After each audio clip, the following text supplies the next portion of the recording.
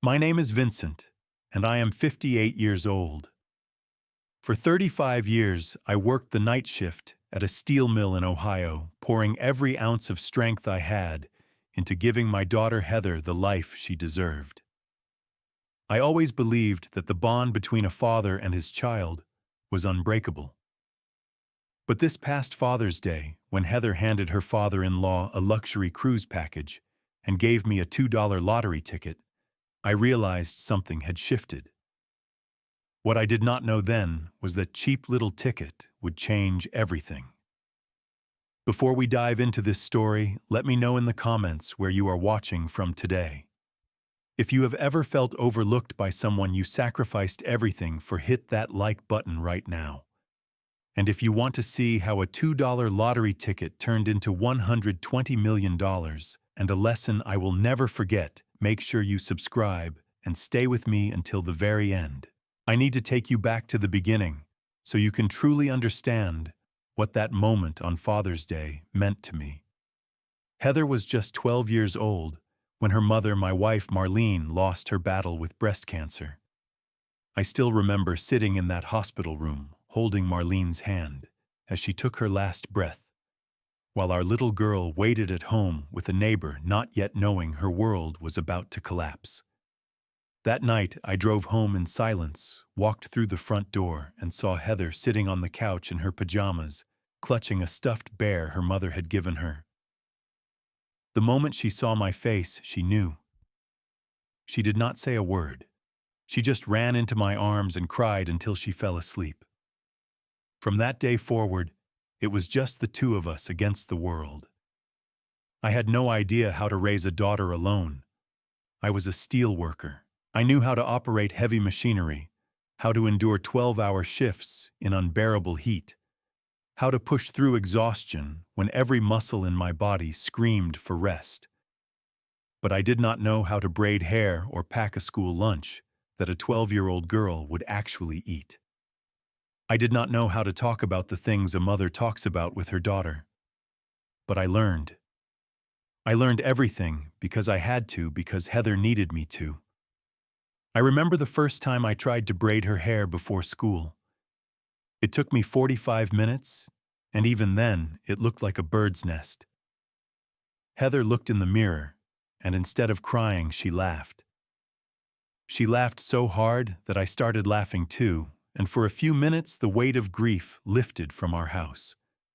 That became our thing. I would try something new, fail spectacularly, and we would laugh about it together. Eventually, I got better.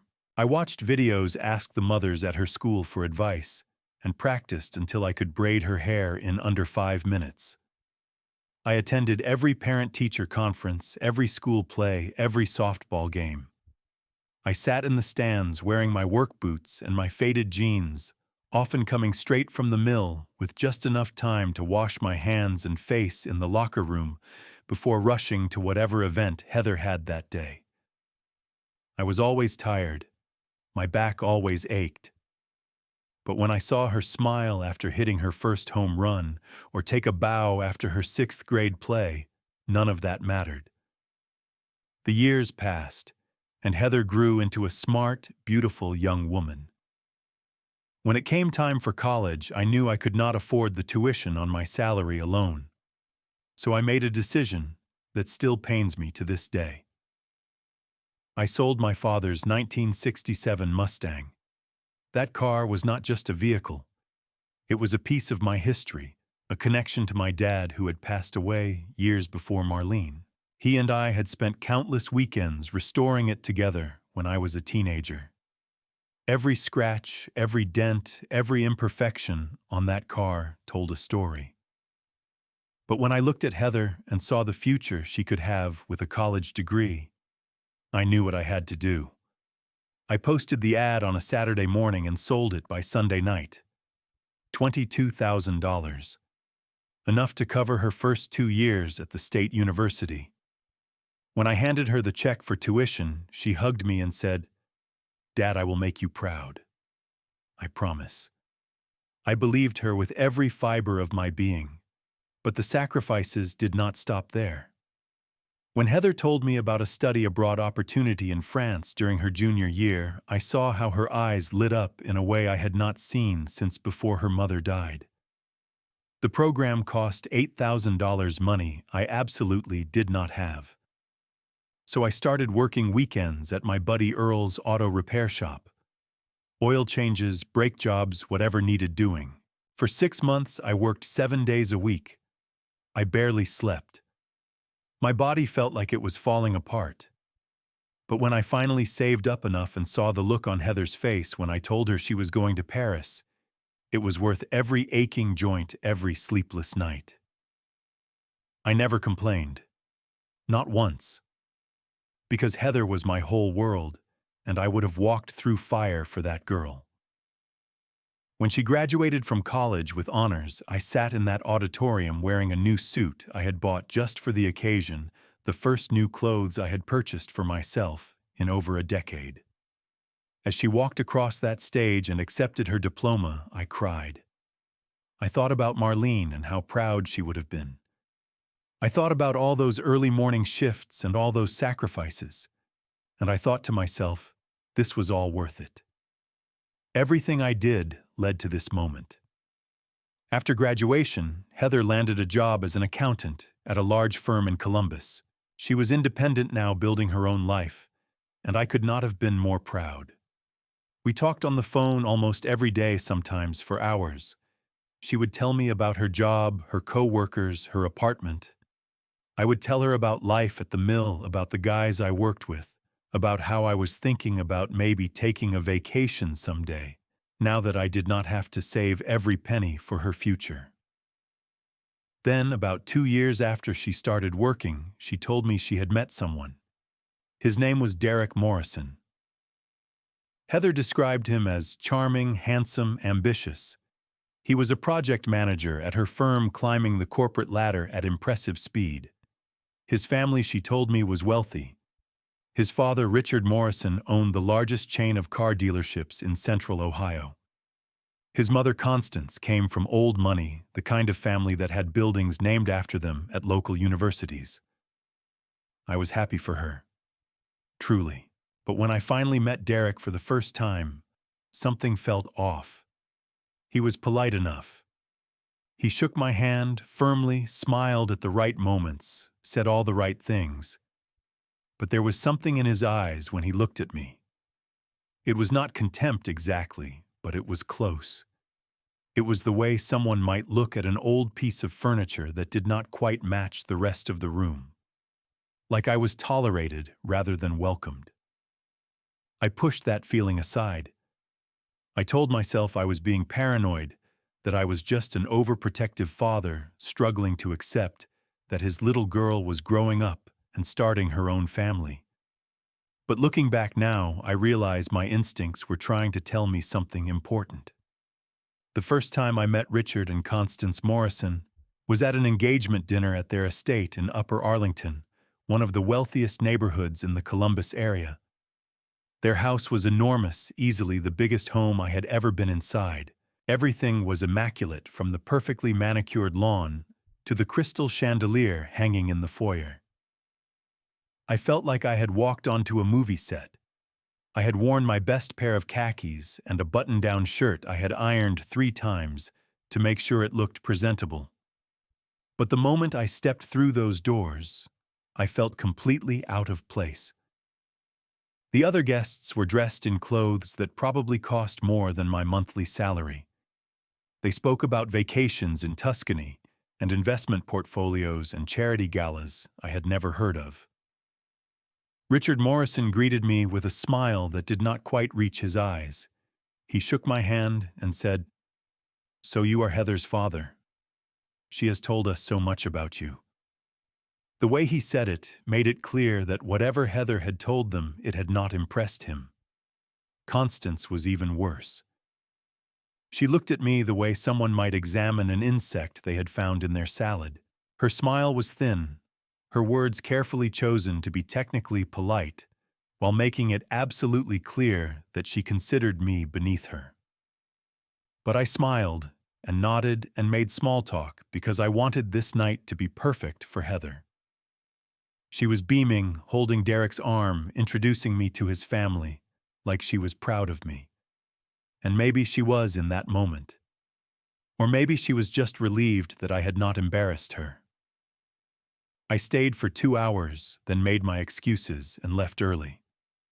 On the drive home, I gripped the steering wheel and told myself that it did not matter what the Morrisons thought of me. What mattered was that Heather was happy. And if this was the life she wanted, I would find a way to support her, no matter how uncomfortable it made me feel. I had no idea how much more uncomfortable things were about to get. The wedding was the most elaborate event I had ever witnessed, and also the loneliest I had ever felt. The ceremony took place at the Grand Worthington Hotel in downtown Columbus, a venue so exclusive that there was a 2-year waiting list just to book a date. The Morrisons had used their connections to secure the ballroom on short notice, and they made sure everyone knew it. The decorations alone must have cost more than I earned in a year. Crystal centerpieces adorned every table. Fresh flowers imported from Holland lined the aisles. A 12-piece orchestra played classical music as guests mingled before the ceremony. When Heather had first started planning the wedding, I had offered to contribute. I had been saving a small amount each month, nothing compared to what the Morrisons could provide, but enough to cover perhaps the flowers or the photography. I wanted to be part of this milestone in my daughter's life. Constance Morrison declined my offer before I even finished making it. "That is so thoughtful of you, Vincent," she had said, her smile as cold as January. "But we have everything covered. You just focus on enjoying the day." The way she said it made it clear that my money was not wanted, and neither was my involvement. On the day of the wedding, I arrived early wearing the same suit I had worn to Heather's graduation. It was the nicest thing I owned. I stood near the entrance of the ballroom, watching the guests arrive in their designer gowns and tailored tuxedos. I recognized almost no one. These were the Morrisons' people, their friends, their family, their world. I was just a visitor. When it came time for the ceremony, I took my seat and waited for the processional to begin. The wedding coordinator had explained the seating arrangement to me the night before at the rehearsal dinner, speaking to me slowly, as if I might have trouble understanding. I was seated in the 4th row on the left side. 4th row. For my own daughter's wedding. Richard and Constance Morrison sat in the front row, of course, directly across the aisle from where I should have been. They were surrounded by family members I had never met, all of them dressed impeccably, all of them chatting and laughing like they belonged exactly where they were. I said nothing. I sat in my assigned seat and watched as my daughter walked down the aisle on the arm of an usher, because that is how the Morrisons had planned it. They had suggested it would be more modern to have her walk alone or with an escort from the wedding party, rather than being given away by her father. And Heather had agreed. When I heard that, I felt like I had been punched in the stomach. But I swallowed my pain and told myself that it was her day, her choice. Who was I to impose my old-fashioned ideas on her modern wedding? The ceremony was beautiful. I cannot deny that. Heather looked radiant in her designer gown, her hair perfectly styled, her smile bright as she exchanged vows with Derek. When the officiant pronounced them husband and wife, the room erupted in applause. I clapped along with everyone else, but my hands felt numb. At the reception, things got worse. The master of ceremonies began introducing the families, starting with the groom's side. He spent nearly 5 minutes praising Richard and Constance Morrison, listing their business achievements, their charitable donations, their contributions to the community. The guests applauded enthusiastically after each accomplishment. Then it was my turn, and we would also like to acknowledge Heather's father, Vincent. The MC said, glancing down at his notes, as if he had almost forgotten to include me. "Thank you for being here tonight." That was it. No mention of the 35 years I had spent working to give Heather a better life. No acknowledgement of the sacrifices I had made, just a brief, almost dismissive nod before the MC moved on to announce the first dance. I looked across the room and saw Heather laughing with Derek's cousins, seemingly unaware of what had just happened. Or maybe she was aware and simply did not care. Later in the evening, I approached her during a quiet moment between dances. "Sweetheart," I said, touching her arm gently. "I just wanted to say how proud I am of you." She smiled, but it did not quite reach her eyes. "Thanks, Dad. I'm glad you could make it." Could make it. As if attending my own daughter's wedding was optional. I tried to push past the awkwardness. "You look beautiful. Your mother would have loved to see this." Something flickered across her face, a brief shadow of emotion that disappeared as quickly as it had appeared. "Yeah," she said, glancing over my shoulder at something behind me. "She would have." "Look, Dad, I need to go say hello to some of Derek's business associates. We will catch up later, okay?" She was gone before I could respond, swallowed up by a crowd of well-dressed strangers who all seemed to know her better than I did. I spent the rest of the evening sitting at my table nursing a glass of champagne I did not really want, watching my daughter live a life I was no longer part of. At 11:30, I quietly said goodbye to the few people who acknowledged my existence and drove home alone. The next morning, I woke up to an empty house and the realization that something fundamental had changed in my relationship with Heather. I just did not want to admit it yet. The months that followed confirmed my fears. Before the wedding, Heather and I had talked almost every day. After the wedding, those daily calls became weekly, then bi-weekly, then monthly. Each time we spoke, the conversations grew shorter and more superficial. She was always busy, always rushing off to some event or dinner party or business function with Derek. I tried visiting once, about 3 months after the wedding. I drove the 2 hours from my house to their new home in the suburbs of Columbus, a sprawling 4-bedroom house in a gated community that Derek's parents had helped them purchase. When I arrived, Heather seemed surprised to see me even though I had called the day before to confirm the visit. "Dad," she said, standing in the doorway without inviting me in. "I forgot you were coming today. Derek and I have dinner reservations at 7. Can we do this another time?" I drove 2 hours back home without even stepping inside her house. A few weeks later, Constance Morrison called Heather while she and I were on the phone together. I heard her answer, her voice immediately brightening in a way it never did when she talked to me. "Of course, Constance. I will be right over. Let me just finish up with my dad." She came back to our conversation, her tone flat. "Sorry, Dad. I have to go. Constance needs help with something for her charity event." "Of course," I said. "Family first." I do not think she caught the irony. Thanksgiving that year was when I finally understood exactly where I stood in my daughter's new life. The Morrisons had invited me to their home for the holiday dinner.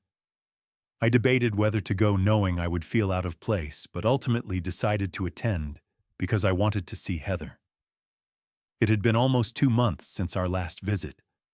I spent the morning before driving over to the Morrisons making a pecan pie from scratch using Marlene's recipe. It was the same pie I had made every Thanksgiving since Heather was a child. She used to sit on the kitchen counter and watch me measure out the ingredients, licking the spoon when I let her. That pie was our tradition, our connection to her mother. When I arrived at the Morrison estate carrying my pie, Constance greeted me at the door with her usual thin smile. "How nice of you to bring something," she said, taking the pie from my hands and passing it off to a member of the catering staff. "Though we have already arranged for desserts from La Maison Pâtisserie. They are the best in the city. But your pie is very thoughtful." She said thoughtful the same way someone might say quaint or rustic, like it was a charming attempt by a simple person to contribute to an event far above his station. I found Heather in the living room, surrounded by Derek's relatives. When she saw me, she waved briefly, but made no move to come greet me. I stood by the doorway for several minutes, waiting for her to break away from her conversation, but she never did. At dinner, I was seated at the far end of the table next to Derek's elderly aunt, who spent the entire meal complaining about her sciatica. Richard Morrison held court at the head of the table, regaling the guests with stories about his business deals and golf game. Constance interrupted occasionally to redirect the conversation to her charity work and social calendar. Nobody asked me a single question about myself. When dessert was served, I noticed that my pecan pie was nowhere to be seen. The table was filled with elegant pastries and tarts from whatever fancy bakery Constance had mentioned, but Marlene's recipe was absent. I found it later sitting untouched on a counter in the kitchen, pushed to the side like an afterthought. I left early that night, telling Heather I was not feeling well. She barely looked up from her conversation with Derek's sister. "Feel better, Dad," she said, her attention already drifting back to whoever was more interesting than me.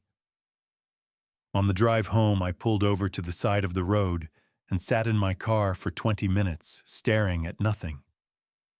I thought about Marlene, about how she would have handled this situation. She had always been better with people than me, always knew the right thing to say. But Marlene was gone, and I was alone, and my daughter was slipping away from me more with each passing day. I told myself things would get better. I told myself Heather was just adjusting to her new life, that eventually she would find her balance and remember where she came from. I told myself a lot of things that year. I was wrong about all of them. Father's Day arrived on a warm June morning, the kind of perfect early summer day that seems to promise good things. I woke up that morning feeling something I had not felt in a long time: hope. Heather had called me the week before to invite me to a Father's Day celebration at her house. Both families would be there, she had said. It would be a chance to get together and celebrate. I spent the days before the party trying to decide what to wear. I wanted to look presentable without seeming like I was trying too hard. In the end, I settled on a pair of dark slacks and a blue button-down shirt that Heather had given me for my birthday several years ago.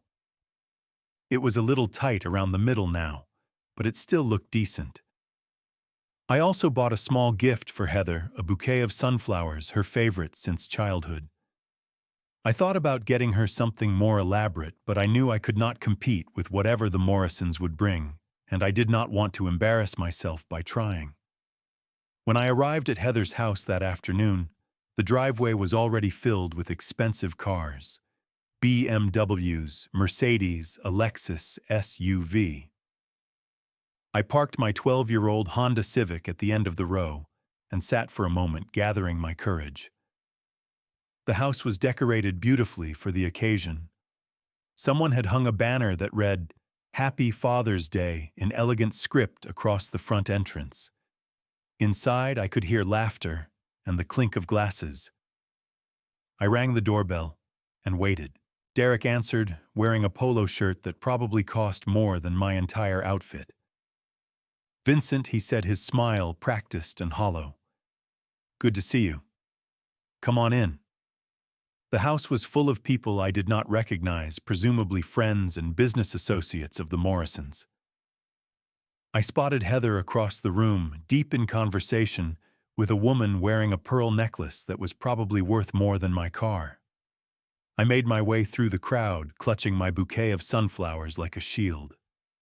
When I reached Heather, she turned and saw me. "Dad," she said, "you made it." She accepted the sunflowers with a brief smile. "These are nice. Thanks." She handed them off to someone, a caterer maybe, and they disappeared into the kitchen. I never saw them again.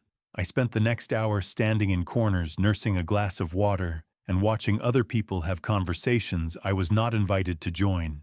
Richard Morrison was there, of course, holding court in the center of the room, telling stories about his latest business triumph. Constance circulated among the guests like a queen surveying her subjects. Nobody talked to me except a waiter who asked if I wanted a canapé. Finally, Heather clapped her hands to get everyone's attention. Everyone, she announced, her voice bright and cheerful. Before we sit down to dinner, I wanted to take a moment to honor the two most important fathers in my life. My heart lifted. Maybe this was the moment when things would turn around.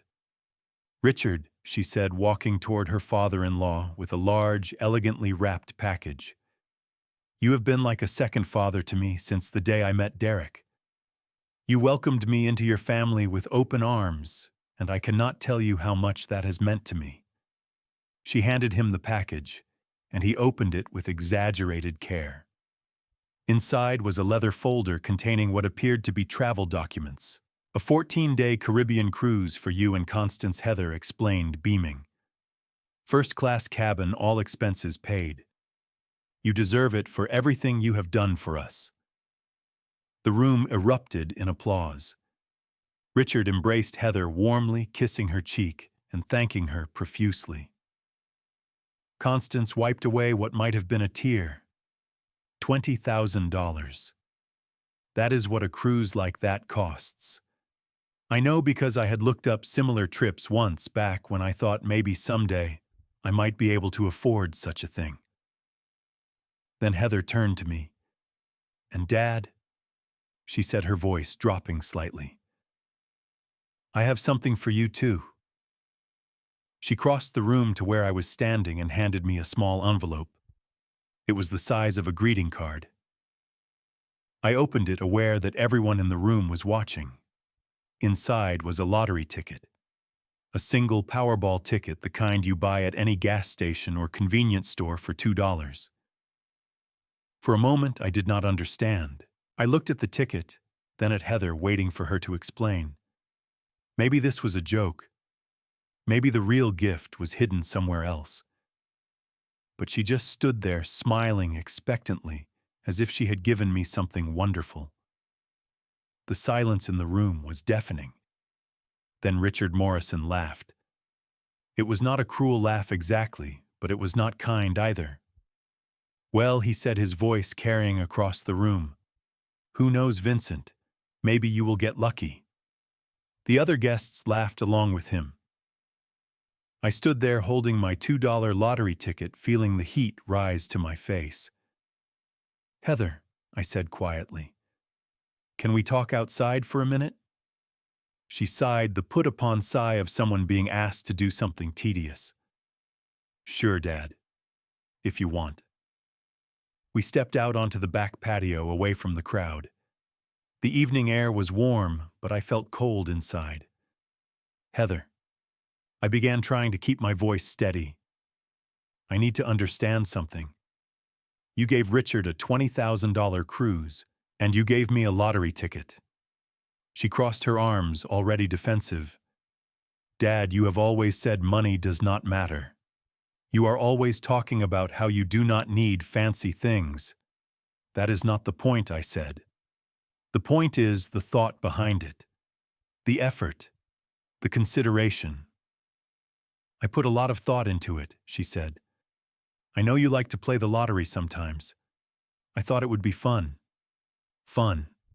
She thought it would be fun. "Heather," I said, my voice cracking despite my best efforts, "I sold your grandfather's Mustang to pay for your college. I worked 7 days a week for 6 months so you could go to France. I have given you everything I have for 35 years. I know, Dad." She waved her hand dismissively. "And I appreciate it. But those were your choices. I did not ask you to do any of that. Your choices. I did not ask you to do any of that." I stood there, stunned, unable to form words. This was my daughter, the little girl I had raised alone, the child I had sacrificed everything for. And she was looking at me like I was a stranger making unreasonable demands. "I think you are being really sensitive about this," Heather continued. "It is just a gift. It is not a competition. Why can you not just be happy that I am doing well instead of making everything about you? I opened my mouth to respond, to explain, to somehow bridge the chasm that had opened between us. But I realized there was nothing I could say that would make a difference. I need to go, I said finally. I walked back through the house, past the laughing guests and the elegant decorations, and the father-in-law who had somehow become more important than me. I did not say goodbye to anyone. I did not look back. I got in my car and drove home in silence, the lottery ticket still clutched in my hand. The week after Father's Day was the longest of my life. I moved through my days mechanically, going through the motions of existence without really feeling anything. I went to work at the mill, came home, ate dinner alone, and stared at the television without really watching it. The lottery ticket sat on my kitchen counter, where I had tossed it the night of the party, a constant reminder of my daughter's indifference. I kept looking at the photographs on my walls, pictures of Heather at various ages, smiling, laughing, looking at the camera with the innocent joy of a child who believed her father could do anything. Where had that girl gone? When had she become the woman who could stand in front of a room full of people and give her father a $2 lottery ticket? Without a hint of shame, I tried to trace it back, to pinpoint the moment when things had started to change. Was it the wedding? The first time she met the Morrisons?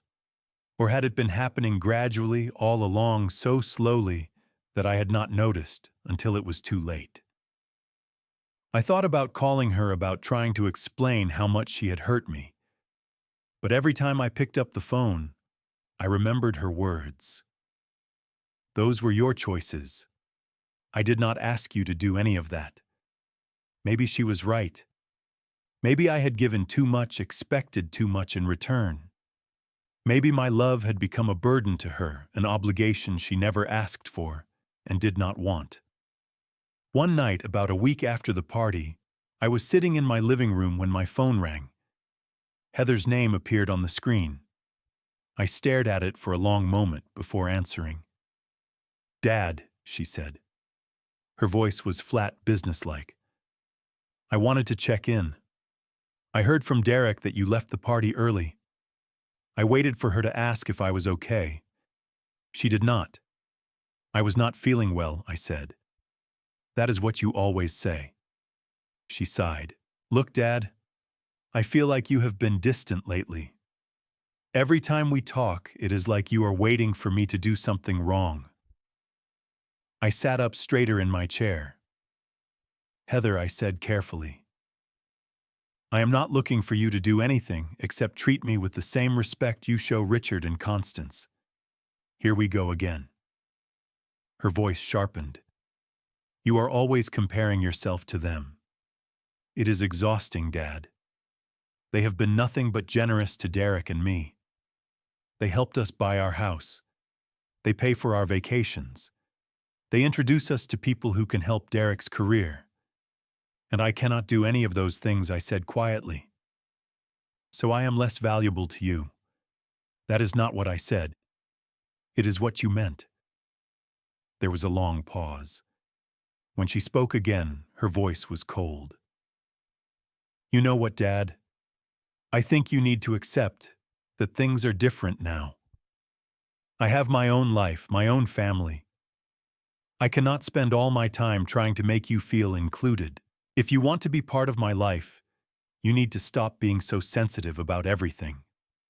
Sensitive. There was that word again. "I love you, Heather," I said. "That is all I have ever wanted you to know. I love you too, Dad. But I really need to go. Derek is waiting for me." She hung up before I could say goodbye. I sat there for a long time after holding the phone in my hand, listening to the silence of my empty house. The photographs on the walls seemed to mock me, those frozen moments of happiness that felt like they belonged to someone else's life. That night, I made a decision. I could not force my daughter to love me the way I loved her. I could not make her see me the way I wanted to be seen. But I could stop torturing myself by hoping for something that was never going to happen. I went around the house, carefully removing the photographs from the walls. I did not throw them away. I packed them into a cardboard box and stored them in the closet. All except one. It was a picture from Heather's 5th birthday, the year before Marlene got sick. Heather was sitting on my shoulders, her small hands gripping my hair, both of us laughing at something I cannot remember anymore.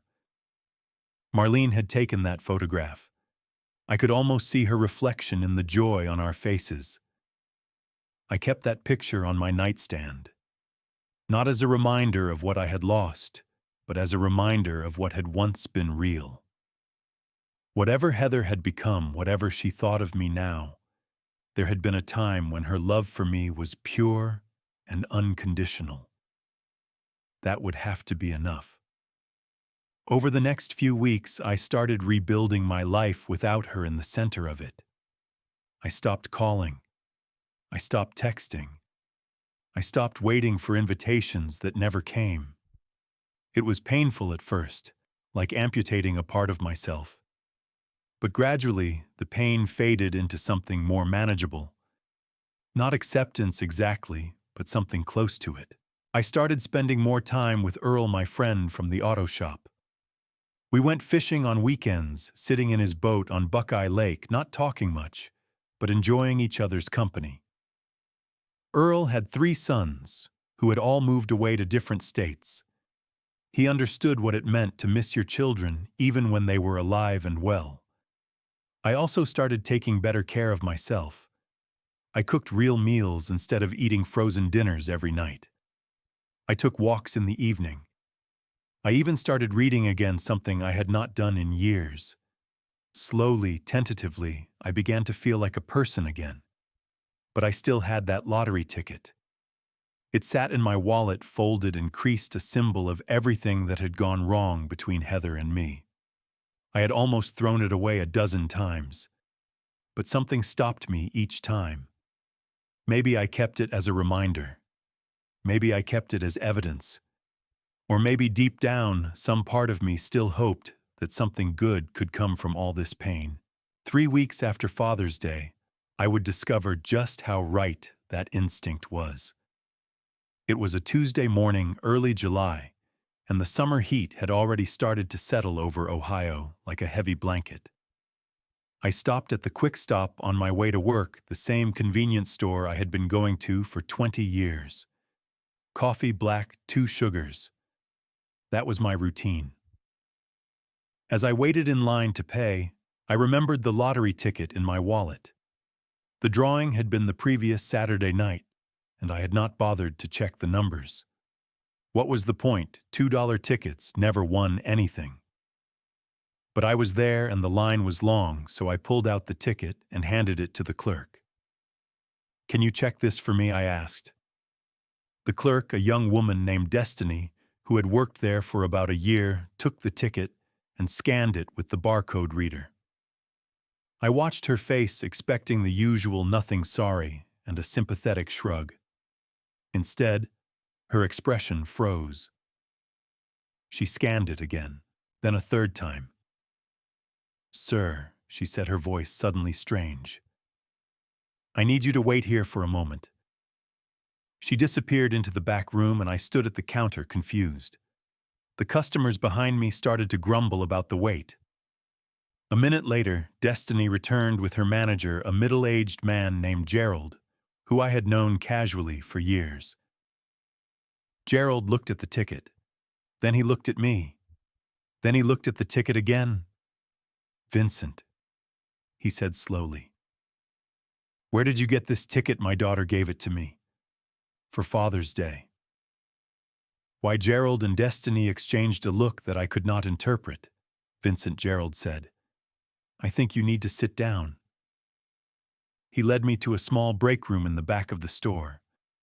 My heart was pounding now, though I still did not understand why. "This ticket," Gerald said, placing it on the table between us. "This is a winner." I shrugged. "Okay. How much?" $10. 20. Gerald shook his head slowly.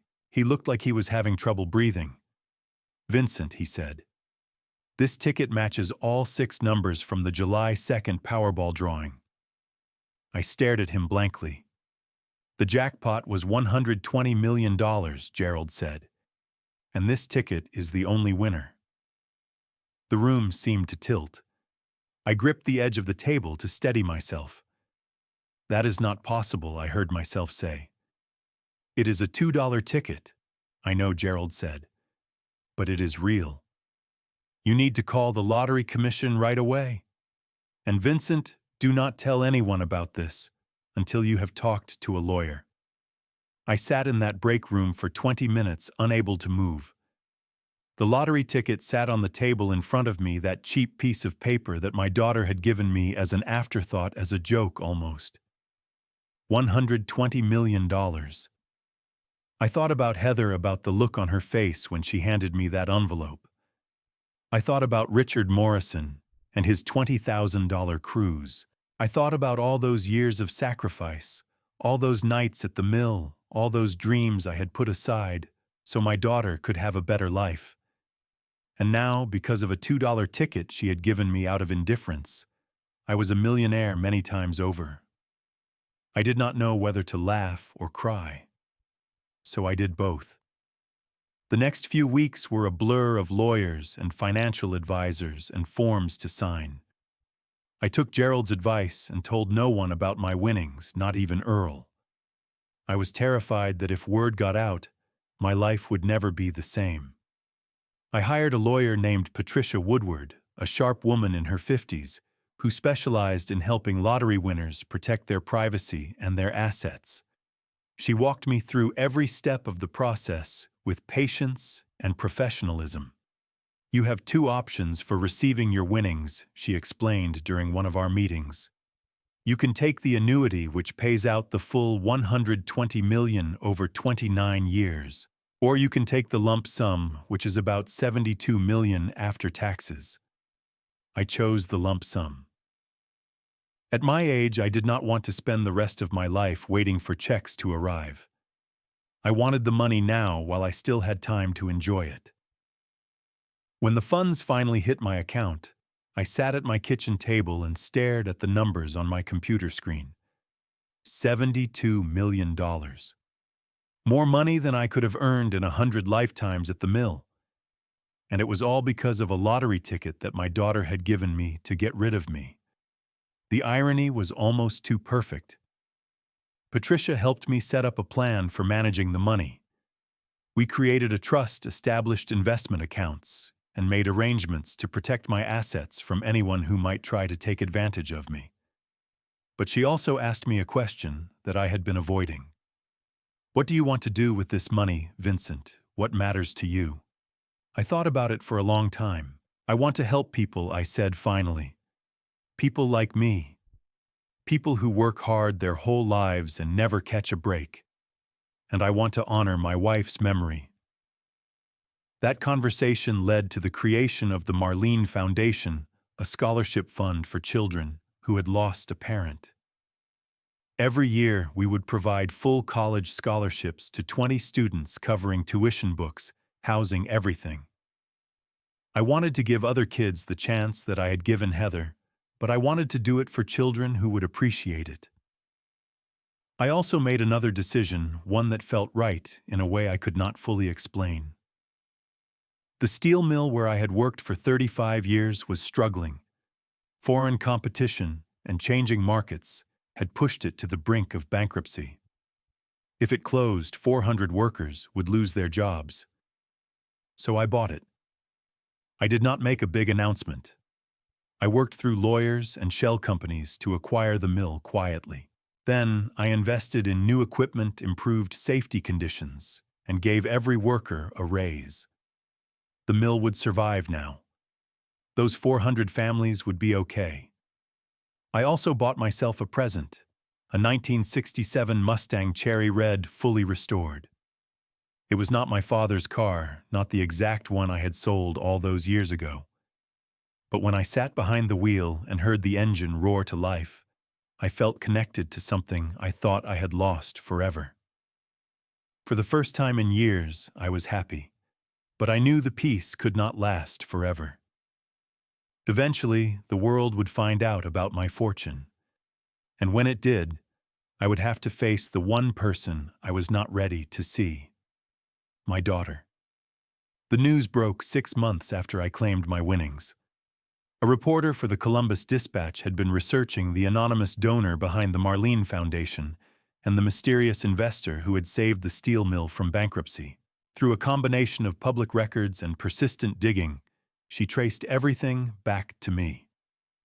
The headline ran on a Thursday morning: small-town factory worker wins $120 million jackpot, uses fortune to save local mill and fund scholarships. The article told my story. All of it. The years of working double shifts to support my daughter. The scholarships named after my late wife. The investment in the mill that had employed me for 3 decades.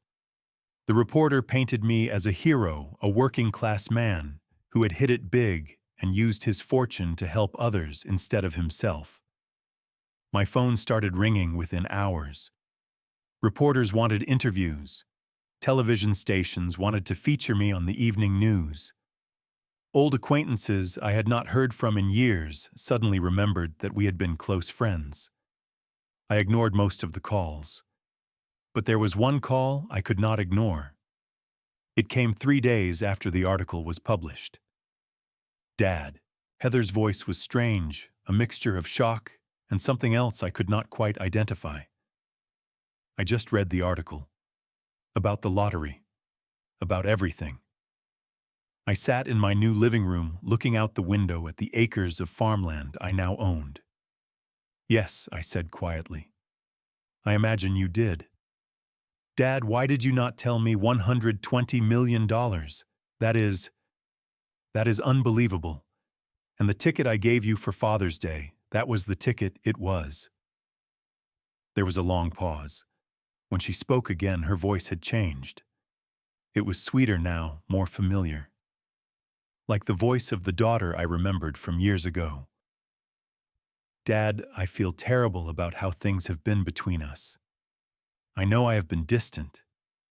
I know I have not been a good daughter. But I want to make it right. Derek and I want you to come over for dinner. We want to celebrate with you. I closed my eyes and took a deep breath. Heather, I said, when you gave me that lottery ticket, do you remember what you said? No. Not exactly. You said that I always claim money does not matter. You said you knew I liked to play the lottery sometimes.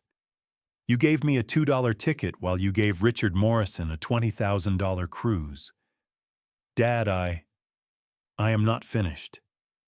You told me that the sacrifices I made for you were my choice, that you never asked me to sell my father's car or work 7 days a week or give up everything so you could have a better life. Those were my choices, you said. Not your problem. I did not mean it like that, she said quickly. I was frustrated. Things have been stressful with Derek's business. 6 months, I continued. It has been 6 months since Father's Day. In all that time, you never once called to apologize. You never tried to make things right.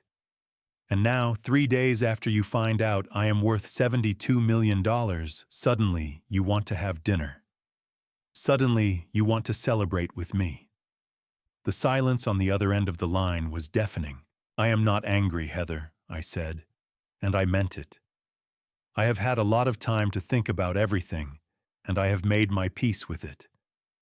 But I am also not foolish enough to believe that this phone call is about anything other than money. That is not fair, she said, but her voice lacked conviction. Maybe not. But it is true. I let the words hang in the air between us. I will come to dinner, I said finally. But I want you to understand something first. I am not coming because you asked me to. I am coming because I need closure. I need to look you in the eye and say what I have been holding inside for too long. We agreed on a date the following week. When I arrived at Heather's house, I was greeted like royalty. Derek met me at the door with a handshake and a smile so wide it must have hurt his face. Richard and Constance Morrison were there too, dressed in their finest acting, like I was their oldest and dearest friend. Vincent Richard boomed, clapping me on the shoulder. "So good to see you. You are looking well." I smiled politely and said nothing. Dinner was an elaborate affair catered by a restaurant whose name I did not recognize. The conversation was filled with compliments and questions about my plans, my investments, my future. Everyone was so interested in me now. Finally, over dessert, Derek cleared his throat. "Vincent," he said, "I do not know if Heather mentioned it, but I have been working on a business opportunity. A real estate development project. Very promising. But we need investors to get it off the ground. Given your recent good fortune, I thought you might be interested in—" "Let me stop you there," I said, setting down my fork. The table fell silent. "Derek," I said calmly, "do you remember the first time we met?" He shifted uncomfortably. "Of course. Do you remember how you looked at me like I was something stuck to the bottom of your shoe? I do not. That is not—" And Richard the First continued, turning to the older Morrison. "Do you remember Thanksgiving when you laughed at the pie I brought? The pie I made using my late wife's recipe." Richard's face reddened. "Now, Vincent and Constance," I said, "do you remember every dinner party, every family event, every moment when you made me feel like I did not belong? Like I was an embarrassment that your family was forced to tolerate?" Constance's mouth opened and closed, but no words came out. I turned to Heather. "And you," I said softly. "Do you remember Father's Day?" Tears were forming in her eyes now. "Dad, I remember everything I said. Every slight, every dismissal, every moment when you chose them over me. I remember all of it." I stood up from the table. "I am not here to give you money," I said. "I am not here to invest in Derek's business or fund your lifestyle or buy my way back into your good graces. I am here to tell you something I should have said a long time ago." I looked at my daughter, the child I had raised, the woman she had become. "I forgive you," I said. "Not because you deserve it. Not because you have apologized or changed. I forgive you because carrying this anger has been poisoning me, and I refuse to let it poison me anymore.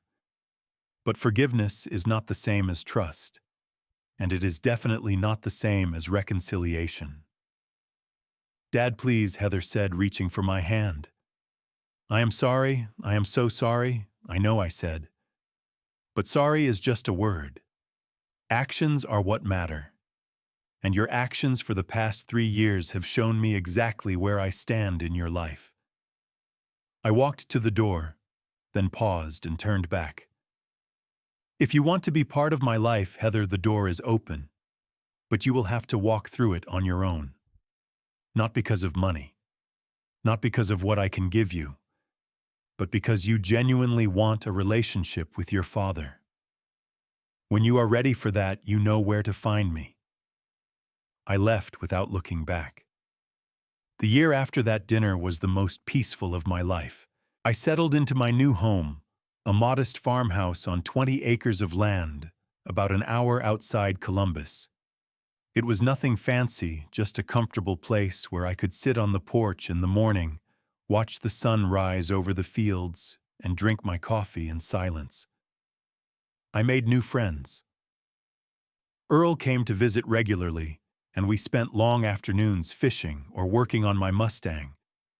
I also connected with some of the workers from the mill, men and women who had spent their careers alongside me and who treated me the same way they always had, lottery winnings or not. I traveled. I went to places Marlene and I had always talked about visiting but never had the time or money to see. Paris, Rome, the Grand Canyon. I scattered some of her ashes at each location, keeping a promise I had made to her in those final days at the hospital. And slowly, quietly, I healed. The anger I had carried for so long began to fade, not because I had forgotten what Heather had done, but because I had finally accepted that I could not change it. She was who she was. The choices she had made were her own. All I could control was how I responded to them. I chose peace. About a year after our confrontation at her house, I received a letter in the mail. It was from Heather. Not an email, not a text.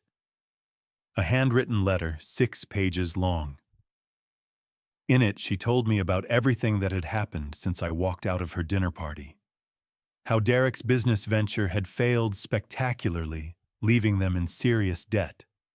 How the Morrisons had suddenly become less generous when they realized Heather could not deliver access to my fortune. How her marriage had started to crumble under the weight of financial stress and mutual resentment. But that was not why she was writing. She wrote about the years after her mother died, about how hard I had tried to be both parents to her, about the braiding lessons and the softball games and the pecan pies at Thanksgiving, about the day she realized I had sold Grandpa's Mustang and had never told her why. She wrote about how she had lost herself somewhere along the way, how she had become so obsessed with fitting into Derek's world that she had forgotten where she came from, how ashamed she was of the person she had become. I am not asking for money, she wrote near the end. I am not asking for anything except a chance to be your daughter again. Not the daughter who gave you a lottery ticket on Father's Day. Not the daughter who chose the Morrisons over you, but the daughter who used to sit on your shoulders and laugh. The daughter who loved you more than anyone in the world. I do not know if you can ever forgive me for real. I know that letter I wrote was not enough. But I am trying, Dad. For the first time in years, I am actually trying. I want to be better. I want to be the daughter you raised me to be. I want to make Mom proud. I love you, Dad. I always have. I just forgot how to show it. Your daughter, Heather. I sat with that letter for 3 days. I read it over and over, searching for signs of manipulation, for hidden agendas, for the same old patterns, dressed up in new words. But all I found was pain. Real pain. The pain of someone who had finally seen herself clearly and did not like what she saw. I wrote back. Just a short note. The door is still open. Come whenever you are ready. A week later, she showed up at my farmhouse alone. No Derek, no Morrisons, just Heather standing on my porch in jeans and a simple sweater, looking more like the daughter I remembered than she had in years. We sat on the porch and talked for hours. We cried. We laughed. We remembered Marlene. We did not solve everything in one afternoon, but we started something. We started again. It has been 2 years since that day. Heather and Derek are divorced now. She moved into a small apartment in Columbus and took a job at a nonprofit organization that helps single parents. The work does not pay much, but she says it matters, and I believe her. We have dinner together every Sunday. Sometimes we cook at my place. Sometimes we go out. Sometimes we just drive around in the Mustang, not talking about anything important, just being together. The Morrisons do not come around anymore. Richard's dealerships are struggling, and Constance's charity events are smaller and less glamorous than they used to be. I do not take any satisfaction in their troubles. They made their choices just like Heather made hers. We all have to live with the consequences. The Marlene Foundation has given out 60 scholarships so far. 60 young people who lost a parent and thought their dreams were over. Every time I attend a graduation or receive a thank you letter, I think about my wife and what she would say. She would be proud, I think, not of the money or the fame or any of that, but of what we built with it, of the lives we touched, of the second chance we gave to ourselves. When I look back on everything that happened, I realized that the lottery ticket was not really about money at all. It was a test. A test of who I was, who Heather was, and what our relationship was actually worth. For a long time, we both failed that test. But failure is not the end. It is just the beginning of a new lesson. So if you are watching this, and you feel like someone you love has forgotten your worth, remember this. You cannot control how other people see you. You cannot force someone to love you the way you deserve to be loved. But you can choose how you respond. You can choose to walk away from relationships that diminish you. You can choose to build a life that reflects your true value. And you can choose to leave the door open just a crack for the possibility that people can change. Sometimes they do not. Sometimes they disappoint you again and again. But sometimes, just sometimes, they walk back through that door and become the person you always knew they could be. That is what happened with Heather and me. It does not always work out that way, but it can. And that possibility is worth holding on to. A $2 lottery ticket changed my life, but not because of the money. It changed my life because it showed me who I really was and who my daughter could become. And in the end, that was worth more than $120 million. Now I want to hear from you. Have you ever been overlooked or undervalued by someone you sacrificed everything for? How did you handle it? Drop your story in the comments below. I read every single one, and your experience might help someone else who is going through the same thing. If this story touched you, please hit that like button and share it with someone who needs to hear it. And if you want more stories like this, make sure you subscribe and turn on notifications so you never miss an upload. Thank you for spending this time with me today. Whatever you are going through, I hope you find your own version of peace. I hope you find your own way back to the people who matter. And I hope you never forget that your worth is not determined by how others treat you. It is determined by how you treat yourself. Take care of yourselves. And remember, sometimes the cheapest gift carries the most expensive lesson.